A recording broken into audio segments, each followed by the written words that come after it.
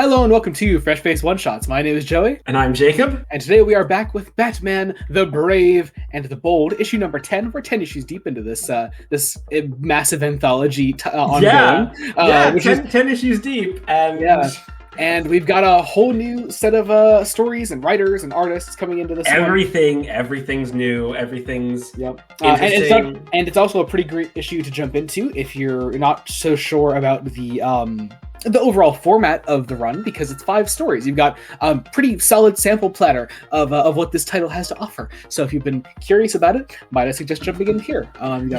Also, especially if you're say not a fan of Tom King, there's no Tom King here. We both like Tom King. I like Tom King quite a bit, but I know some people don't. Exactly. So we've got 5 new stories today, and I'm very excited. So let's just get right into this. I think this might be the first issue where I've unambiguously really liked everything it's had. I think I felt that way back in, I forget exactly what issue it was, but the one where Aquaman and Harcourt both started. Right. Maybe it's just, I don't know. Maybe it's just the starting. I don't know. Wait, no, was it Aquaman and Harcourt at the same time? I think they might have been. Yeah. It does not help that the delay, Harcourt was something else. I can't remember what it was now. Fuck. It's the problem of the winning card was delayed so much that it's really hard to remember what came when. Just a little bit. Because Wild Dog was with Aquaman. Yeah. And now I'm forgetting what was with Harcourt. Was that still Stormwatch at that point? I think so. It was. I think it was the back half of Stormwatch. Yeah. Okay. Anyway, we start today on Batman Mother's Day, Part 1, by Karl Kerschl, writer and artist. Right away, getting into a title that a while back when it first started, I read the first few issues of. It was a fun time, Gotham Academy. Have you ever heard of it? I'm vaguely aware that it was one of those titles that started and people who read it really like it, but... Yeah. I remember, I don't remember too much about it because I read the first few issues way back when it came out. But I remember having a good time with it. It's a fun little book. As far as I'm aware, it's one of those books that after its initial run, kind of just disappeared, which is pretty much always a shame. But it's nice to see it making a return somehow here, and in a pretty new reader-friendly way, which is really nice. We open up here, meeting Bruce Wayne bringing one Olive to Gotham Academy. This child that Bruce found. Again, I don't know too much about Gotham Academy outside of maybe the first 2 or 3 issues. Starts off on this flashback where Bruce meets Isla, and we jump to the present day, and Bruce and Isla are a couple, it seems, going to this party together. I really enjoyed it. First off, Karl Kerschl's art. I love to begin with. I don't know how to describe it. It's almost, I don't want to make Andy Kubert comparisons, and that could just be recency bias in me talking on the podcast. I wouldn't quite say Andy Kubert. I don't know. I don't know. It's a really pleasing style, though. I don't know. It's very soft on the eye in a lot of ways. Also, the use of the blue Batman suit in this story is that fantastic. Beautiful Neil Adams beautifulness. Oh, I love that. Look at that. That's gorgeous. Have you seen any of the art that Dan Moore has been doing for World's Finest? I have at least seen all the covers, and we need to cover World's Finest. We do. I've been reading it month to month, and it's been so fucking good. I've also seen some things out of context, and I think it's incredibly fun. That, and I also read their World's Finest Teen Titans, which was fantastic as well. Dan Moore is not on World's Finest Teen Titans, but it's still Mark Waid. Anyway, yes. But Bruce Wayne finds a Bulgarian supermodel in the coat closet. Bite marks on her neck in the coat closet, and as Bruce leaves her, he finds a hole in the ceiling, this glass ceiling. The cover kind of gives it away. It's a Man-Bat, but of course, in chasing after it is not the Man-Bat. It is not Kirk Langstrom. It is a Man-Bat, which is actually also, because you brought up the podcast recently, and not something that's super uncommon for you right now. Yeah, was I expecting 2 Man-Bat stories in such close proximity? No, Yeah. but it's a welcome surprise. Yeah, it's nice. Yeah. But after chasing this thing down, the Man-Bat does unfortunately get away. But there's also one panel where we see the math go off in Bruce's head, and I fucking love that panel. I need that to become a meme. Like there's something so stylish about this one. Right? It's so good, and it may also just be the Neil Adams Batman suit there. So. Maybe, but yeah, we should also say Isla McPherson is established as an important part of Gotham Academy. They aren't quite clear on exactly like what her position is, but a higher up position. She was one of the main characters in Gotham Academy. I forget exactly what she was. Like I said, it's been a while. And of course, when Bruce returns to the party after losing this Man-Bat, Isla has left the party and made her way home by herself. And on his way out, Bruce is thanked by the supermodel with the bite mark in her neck, and all the tabloids get all over this and take pictures of Bruce and her together. Meanwhile, we're back at Gotham Academy here, where Kirk Langstrom himself is, and he's meeting with a young student who is particularly interested in some of Langstrom's journals, and as Langstrom escorts the student out of there, he seems to have this sort of Man-Bat attack from inside himself. Yeah, he takes this serum that is apparently extra strong, as he says to Batman, who confronts him afterwards. And Bruce is very understanding. It's like, yeah, I know it's not you, but there's also, it turns out, a student who was infected with the Man-Bat. I've always really loved that idea of like pretty much like once you get past the first few early adventures of Kirk Langstrom turning into a giant fucking bat, Bruce is like, look, dude, I know it's not you, but you need to get this serum under control, man. Also, stop letting people have your Man-Bat serum. You need better protection. Yeah. But meanwhile, we catch up with another key player from back in the Gotham Academy days. What's her name again? Mia, aka Maps Maguchi, who is just a delight. Yes, I love her, and also I just love the very casual relationship that Batman has with her. He's like, hey, let's talk. Just what can you tell me? It's great. And she considers this official Robin business, so she gets into a Robin suit and does some investigating on her own, and it's great. But meanwhile, Bruce tries to make up to Isla by bringing some roses for her, and also there's an adorable dog that I love named Ham. And Isla confronts him about, of course, the pictures taken of Bruce and the supermodel, and he very soap opera. It's not what it looks like. It's like, except of course we know it isn't what it looks like. Oh yeah. It just looks really bad. Really bad. And then the lettering style completely changes for Maps' Robin, which is, Robin checklist, and it's great. I love. I think it's a golf club she's using as. I'm pretty sure. Yeah. Oh yeah. It totally is. She like goes inside this room here. There's this kid called Tristan who at one point was apparently infected with the Man-Bat serum and missed an appointment of the antidote. So in walking in there, it seems Tristan has turned into a Man-Bat, of course, and goes to attack Maps, and that is where we end part 1 of Mother's Day. And I don't know, I'm so down for this story. This seems great. I'm really interested in this. So fun, so interesting. Something kind of different from typical Batman fare, while fitting very nicely into Batman as a character. And essentially reviving a book that people, I'm guessing, really enjoyed. Yeah. I remember it being popular, and it was just one of those things that kind of got swept away with the end of the New 52 and the coming of Rebirth.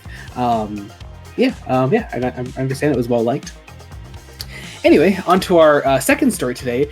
Artemis the Poison Within, which I was particularly excited for because it is written by one Delilah S. Dawson, who actually wrote a Star Wars book that me and my brother just recently covered on RTBD, Rise of the Red Blade. It's a fantastic book. She's a fantastic writer, and I really loved this story. It's about Artemis of Wonder Woman fame, who I think you're familiar with. Are you vaguely familiar with? She was a big player in the webtoon Red Hood Outlaws. Red Hood, yeah, because they used the Rebirth team. That's right. Yes. I know she's one of the Wonder Woman supporting characters who isn't a Wonder Girl, is sort of her own thing.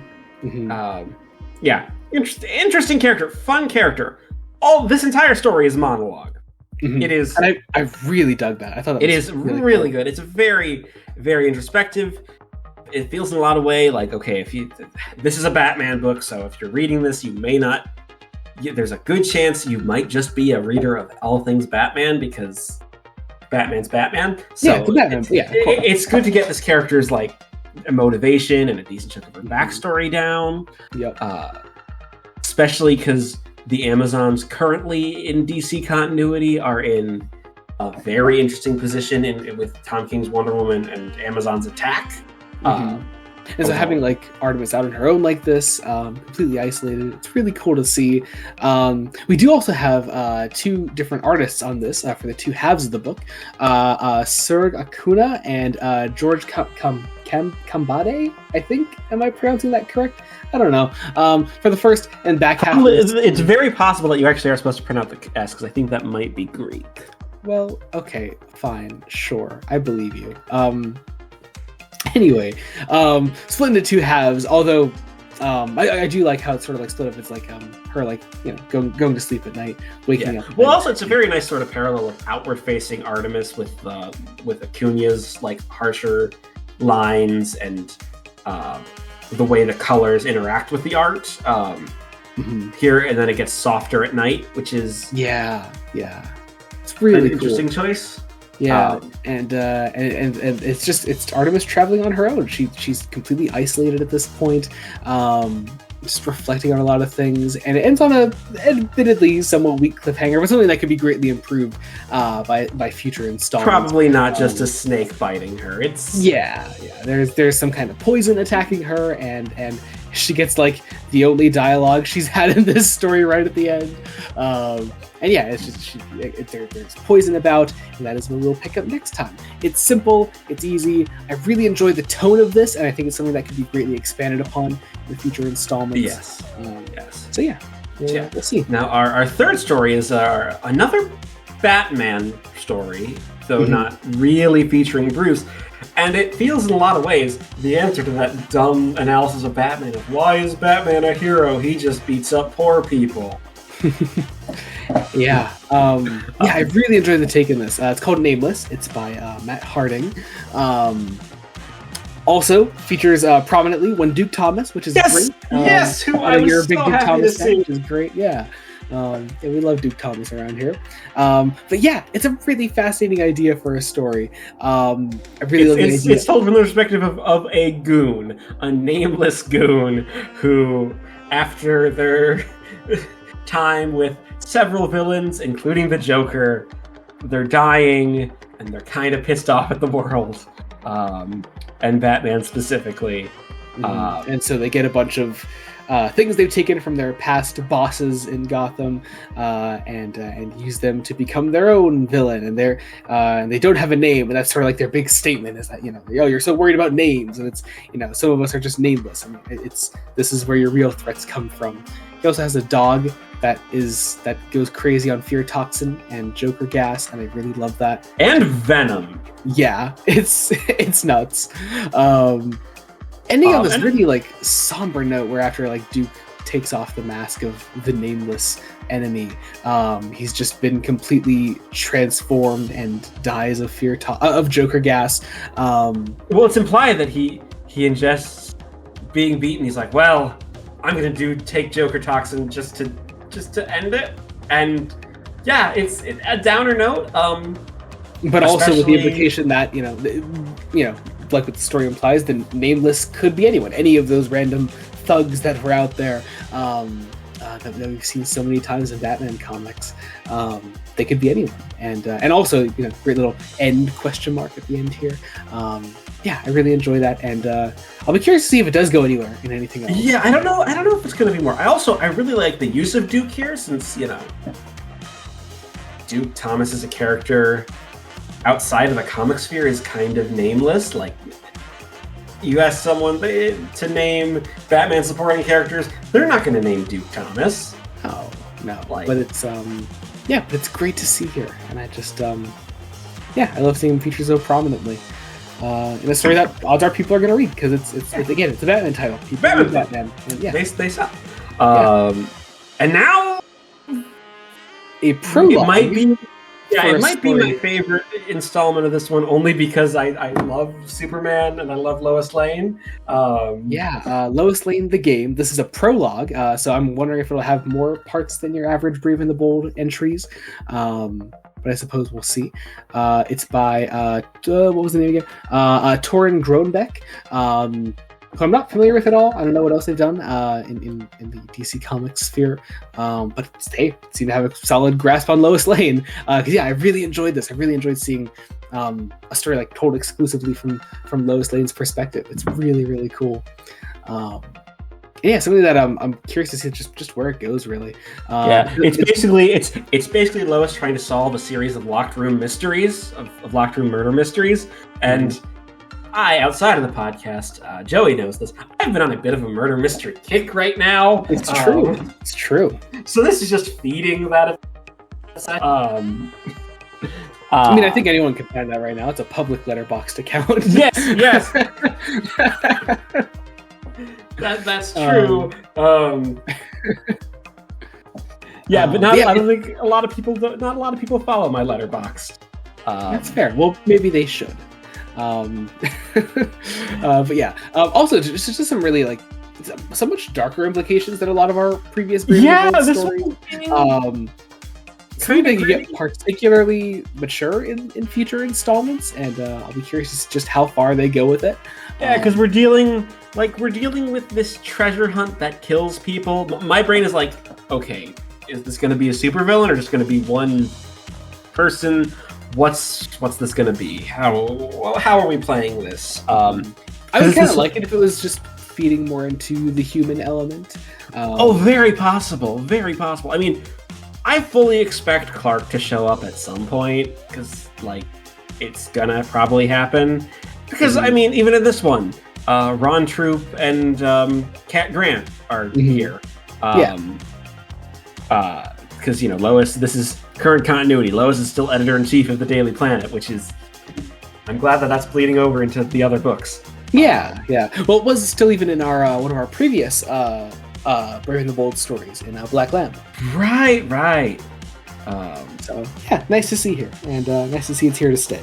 And speaking of, read Joshua Williamson's Superman. It's great. Yes.